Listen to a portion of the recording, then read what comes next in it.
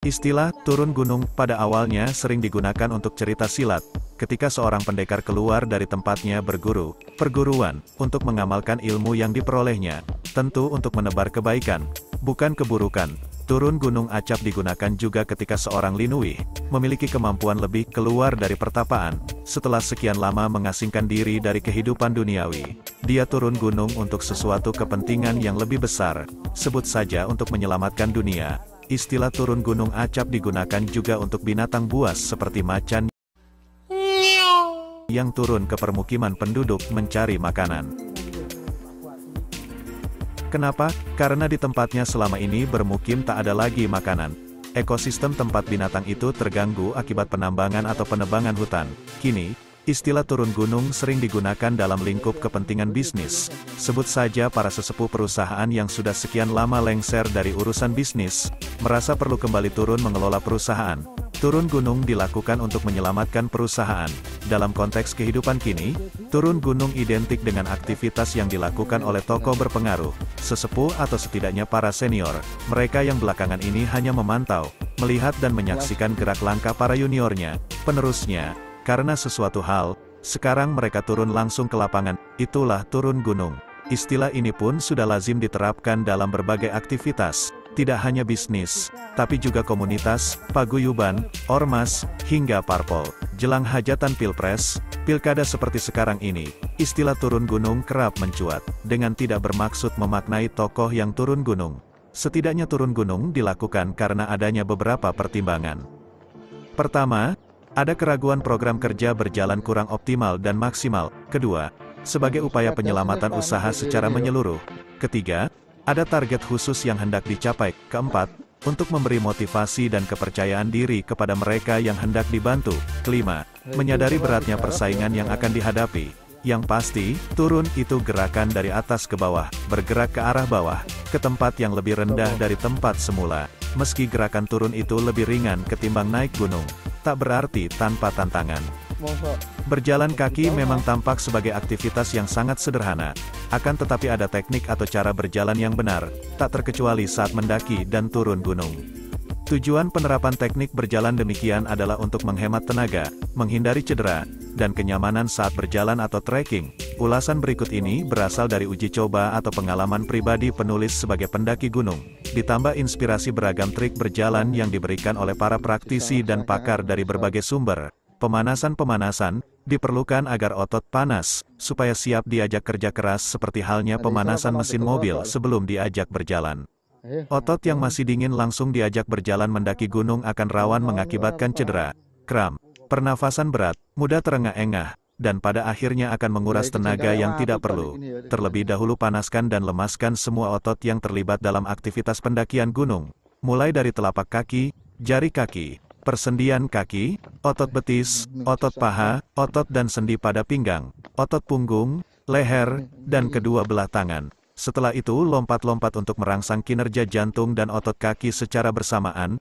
Jadi, bukan otot kaki saja yang perlu dipanaskan, jantung juga. Pemberian balsem atau krim otot membantu pemanasan dan pelemasan otot. Oleskan krim otot ke bagian betis dan paha sebelum pemanasan.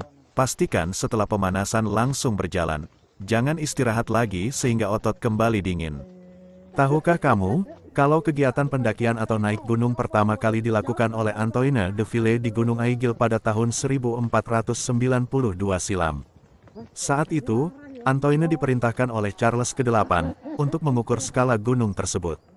Dikarenakan saat itu masih kental dengan unsur keagamaan, Antoine punya harapan bahwa dirinya akan menemukan para dewa saat mencapai puncak. Nah, kalau kamu ingin bertemu siapa jika berkesempatan bisa sampai di puncak gunung. Dulu, aktivitas mendaki gunung memang menjadi hobi bagi segelintir orang saja. Tapi kini, naik gunung bisa dibilang telah menjadi gaya hidup sebagian besar kalangan.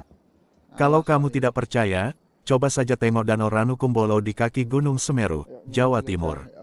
Sekian tahun yang lalu, danau yang menjadi tempat singgah pertama bagi para pendaki Gunung Semeru ini terlihat sepi dan sunyi. Hingga beberapa tahun belakangan ini danau tersebut semakin ramai dengan tenda para pendaki. Sayangnya, kepopuleran kegiatan naik gunung tidak dibarengi dengan penguasaan dan kemampuan yang baik tentang pendakian oleh para pendaki. Sampai akhirnya risiko tinggi di alam pun tidak dapat diantisipasi karena minimnya wawasan. Yang paling sering dianggap sepele adalah tidak mengenal istilah pendakian. Padahal pemahaman terhadap istilah-istilah pendakian ini hukumnya wajib bagi para pendaki. Memangnya, istilah apa saja yang perlu diketahui sebelum melakukan pendakian? Mari simak ulasan lengkapnya berikut ini. Home tips dan trik mountaineering serba-serbi naik gunung, pentingnya mengenal istilah pendakian. Tips dan trik mountaineering, serba-serbi naik gunung, pentingnya mengenal istilah pendakian. 4 Min. Biatmin RM, September 3, 2021.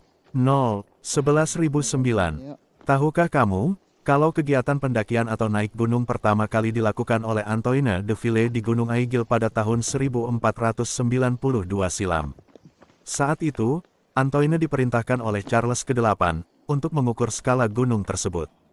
Dikarenakan saat itu masih kental dengan unsur keagamaan, Antoine punya harapan bahwa dirinya akan menemukan para dewa saat mencapai puncak.